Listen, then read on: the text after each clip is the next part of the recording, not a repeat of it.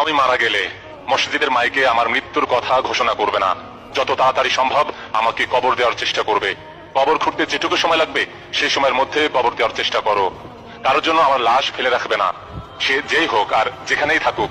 আমার জন্য 40 দিনে, 4 দিনে, 7 দিনে, 21 দিনের এসব কোনো প্রকারের খানা করবে না।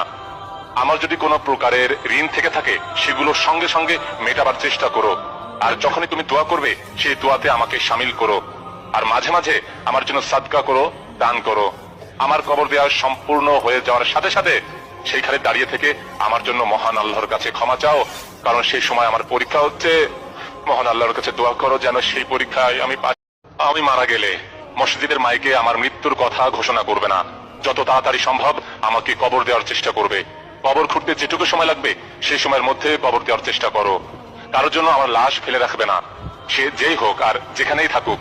আমার জন্য